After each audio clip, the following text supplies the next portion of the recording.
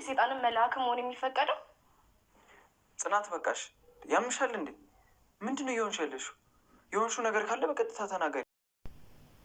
ጽናት ድራማ ላይ እንግዲህ በክፍል 47 ጽናት ኪራን እንዲጠላት መጥፎ ቃላት እየተናገረችው ነው። ያለፈውን ነገር ሁሉ እያስታወሰች አንተ ለኔ ጥሩ ሆነልኝ አታውቅም፣ ሁሌ አንተ እንዳሳዘንከኝ ነው፣ ሁሌ አንተ የኔ የሀዘኔ ምንጭ ነህ በማለት እንግዲህ ኪራን ከሷ እንዲርቅ ለማድረግ ጀምራለች። ይህን ደግሞ ያደረገችው የኪሩቤል አባት ለኪሩቤል ሌላ ሚስት ማግባት እንደሚፈልግ እናቱ ነግራው ስለነገረችው ለአባቱ አባቱ ደግሞ ጽናትን የሆነች ሴት አመጣለሁ ከዛ በኋላ ኪራና ያቺ ሴት እንዲዋደዱ አድርገሽ እሱ በወግ በማድረግ ሲያገባ እናቱ ተየ ኪራ እናት የካንሰር በሽተኛ ስለሆነች እናቱ ደግሞ የሱን ደስታ አይታ መሞት ስለምትፈልግ ይህን ነገር በማድረግ እርጅን እያለ እንግዲህ የኪራ አባት ጽናትን እያስጨነቃት ነው። አልችልም ብትለውም ግን ደግሞ ካንቺ በላይ ለሱ የሚቀርበው የለም፣ ቅርበት አላችሁ፣ ይህን ነገር በማድረግ እርጅኝ፣ ለሀብት ንብረት ከሆነ የፈለግሽውን ሀብት ንብረት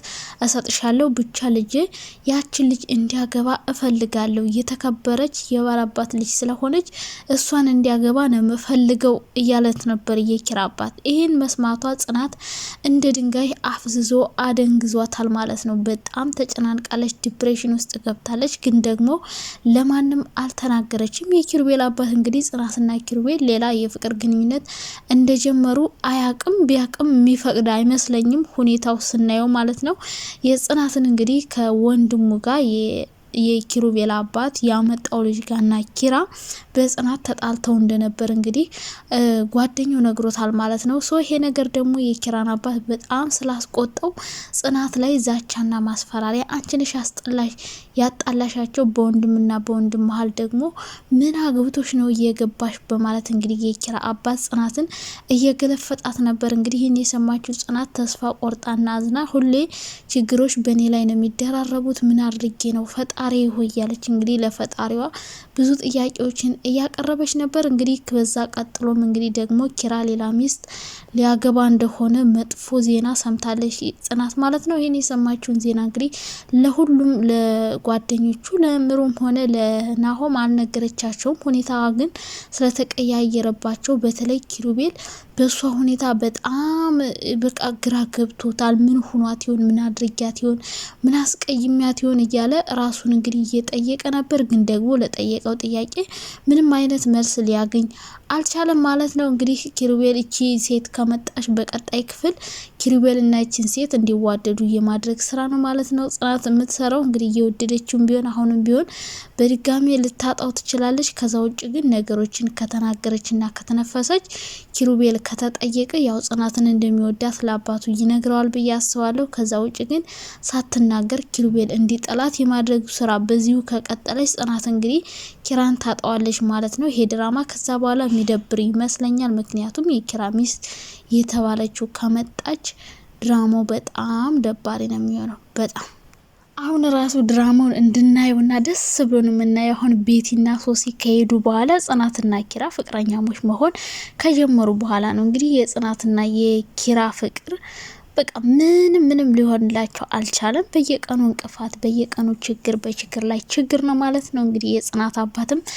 መጥቶ ነበር ሁኔታዋን ላይ እሷ እንግዲህ ተማሪ እንደሆነች ነበር ለአባቷ የነገረችው። ግን ደግሞ እንደማትማር ምናምን ደርሶባታል። እሷ ግን ያወቀባት አልመሰላትም። ግን ደግሞ አባቷ በሁኔታዋ ደንግጣ ተደናግጣ ምናምን ሲያያት ጠርጥሯል ማለት ነው። ያኔ ንገሪኝ ብሎ ቢጠይቃትም ቢያዋጣትም እሷ ግን መናገርን አልመረጠችም። አሁንም ዝም ማለትና መደበቅን ነው ምርጫዋ ያደረገችው። ኪሩቤልም እንግዲህ አንዳንድ የመፍትሄ ሀሳብ እያቀረበላት ነበር። አሁን እንግዲህ ከነገርሽ ንገሪውና ቀጣይ አመት እንደምትማሪ እንነግረዋለን፣ ሁሉንም ነገር ንገሪው እያላት ነበር። እሷ ግን መናገር አልፈለገችም። የጽናት ሁኔታም እየተጨናነቀች እንደሆነ ሲያቅ እንግዲህ አባቷ ከኪራ ብር ተቀብሎ ለመሳፈሪያ ወደ ሀገሩ ተመልሷል ማለት ነው። ፈጣሪ ካንቺ ጋር ይሁን በማለት ጽናትንም መረቋ አባት ወደ ሀገሩ ተመልሷል፣ አባቷ ማለት ነው። አሁን እንግዲህ የኪራ አባት ትልቅ ችግር ነው ይዞባቸው እየመጣ ማለት ነው። አሁን ኪሩቤል በዚህ ሁኔታው አባቱ እንደሰማችሁት ከሆነ የባላባት ልጅ ናት፣ እሷን ነው እንዲያገባ የምፈልገው ምናምን እያለ ነው። ጽናትን ላግባ ቢለው እንኳን ሰራተኛ እንዴት ታገባለ ብሎ ኪራን ከቤት የሚያስወጣውም ይመስለኛል። ሲቀጥል ደግሞ ለጽናት የኪሩቤል አባት እናቱ የካንሰር በሽተኛ እንደሆነች ነግሯታል።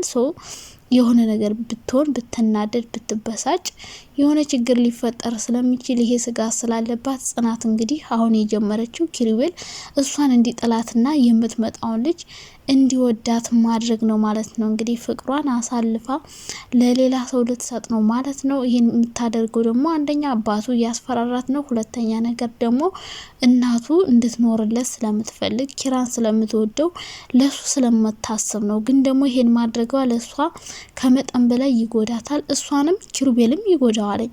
ኪሩቤልም ባላወቀው ነገር ይሄን ያክል ማወቀስ ፍቅሩን አጣጥሞ ሳይጨርስ እንደገና ልቡ ውስጥ ቂምና በቀል እንዲኖር እያደረገችበት ነው።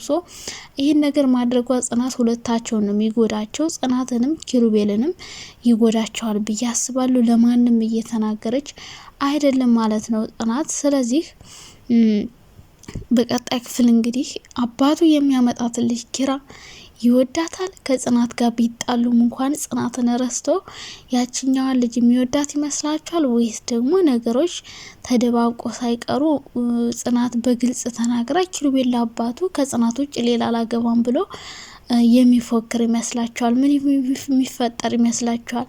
ኪራ የምትመጣው ልጅ ያገባል ወይስ ደግሞ ጽናትን ላግባ ቢላቸው ቤተሰቡ ፈቃደኛ ይሆናሉ ወይስ አይሆኑም? ይህን ነገር መልሱን በኮሜንት አስቀምጡልኝ። ቤቲ ግን እየተደረሰች እያላችሁ ነበር ብዙዎቻችሁ። በቃ አበደች አማኑኤል ገባች እያላችሁ ነበር። የት እንደደረሰች እንግዲህ እባካችሁ ፕሊዝ አሳዩን። የት ሄዳ ነው?